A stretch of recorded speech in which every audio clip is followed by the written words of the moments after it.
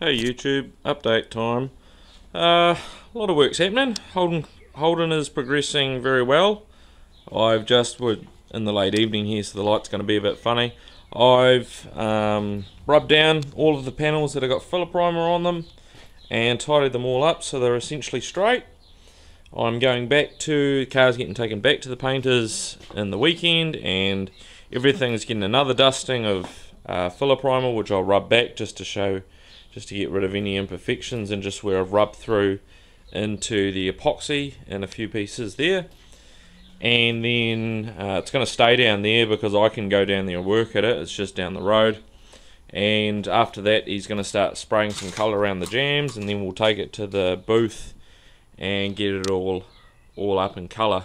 I've got the paint rep's been in to pick out some colours. I'm opting for a very dark blue with a metallic pearl flake through it, and it's going to come out really nice. He had one test coat there, but it's just slightly too dark, and so I'm going for something with a bit more blue tinter in it. And yeah, relatively happy with how the shell and everything's coming up. Everything's coming up essentially straight enough. No real surprises, so I'm pretty happy with that. Just because I've done all the rubbing through, I've pulled out some of these old panels that I've got as well. This was actually the one that came off the car and was in very, very rough condition. All through here was full with new well filler, and I'm just slowly bringing it all back straight. Just started working on it the other day, and eventually I'll on-sell this panel. And you can see here I've got it essentially to a file finish all through here, and I'm just slowly working with these bits up the top and getting done with that. And I've actually got a new addition to the workshop in the form of, I'll try and get through it because it's quite tight, in the form of this thing. Get back to it. It's pretty bloody big. This is what they used to tune engines and cars up until 10-15 years ago. This is what you call an engine analyzer or scope. This one's dated sort of circa 1970.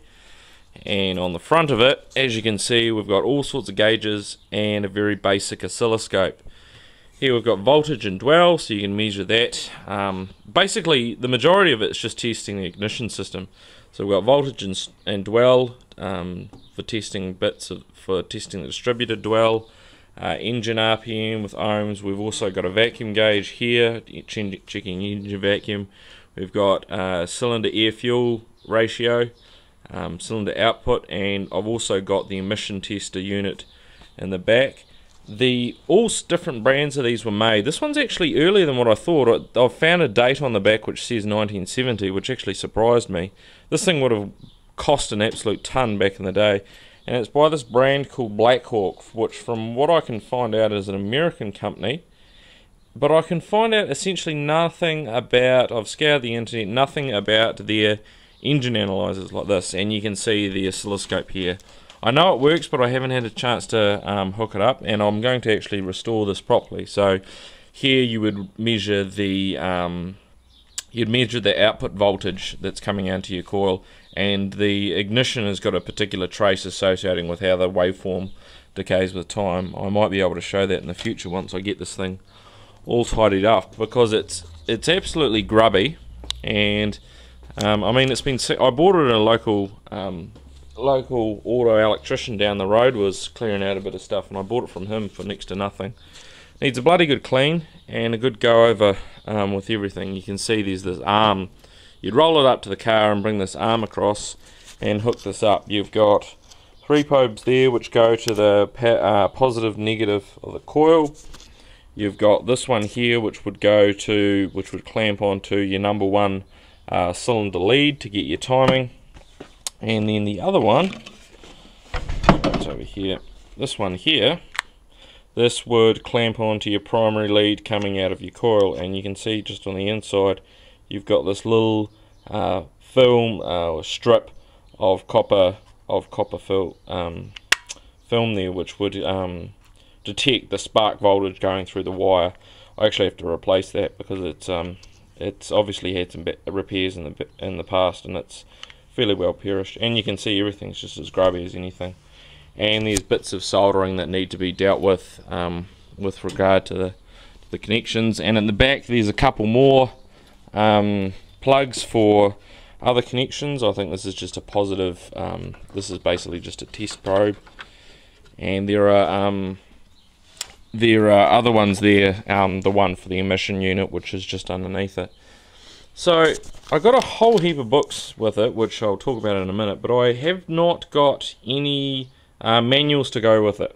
So if anyone has any information or any manuals that they for this or any related scope, this is a Blackhawk TE-215, and like I say, don't worry, I've used Google, I've tried to find any information on this, which is essentially none.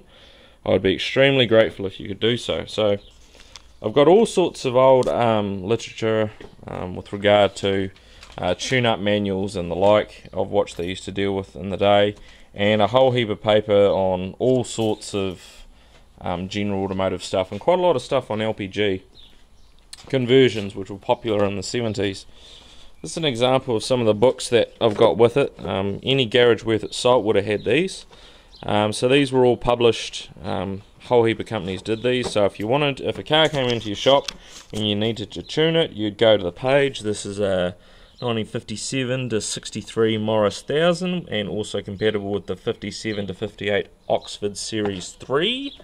And it tells you where all the lubrication spots, all the grease spots are, tells you what compression it should be reading, valve timing, dwell, how to check whether the alternator is charging properly, rotate the tyres, general servicing, replacing the oil where you need to do it, and of course it's got this is published by the BP company, so it's got a key to lubricant. So BF, which is mentioned in the text, BF is BP Universal Brake Fluid, so that's what you got there. So you go to any page. Here's Studebaker.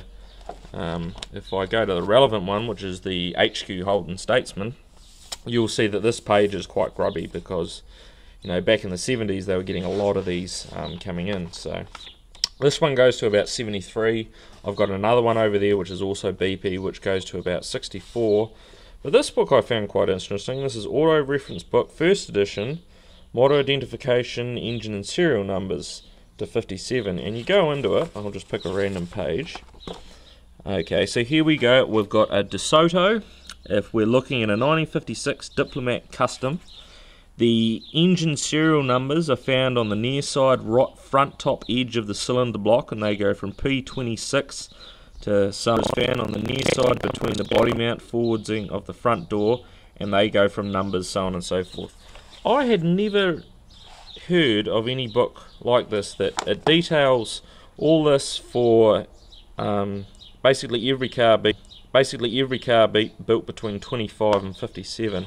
I never knew these existed, and I find it quite interesting, but I'm sure there's someone out there that actually would like to have something like this, maybe in the vintage club. So if they want to get a hold of me, they can, and I can pass this off for I don't know, a reasonable price, I suppose. But like I say, I got a whole heap of stuff in there, so this is going to be a future project after the damn Holden's finished, and I'll clean it up and I'll have it working, and I'll show you a video or two of me playing around and learning how to use it, which should be a lot of fun. And of course the Austin's sitting there, it hasn't moved and it won't be moving until I rejig my workshop and build benches and so on and so forth. So this is just a quick update. I'll probably show you something a bit more decent when I've started to get a bit of colour on the jams. So till then, cheers.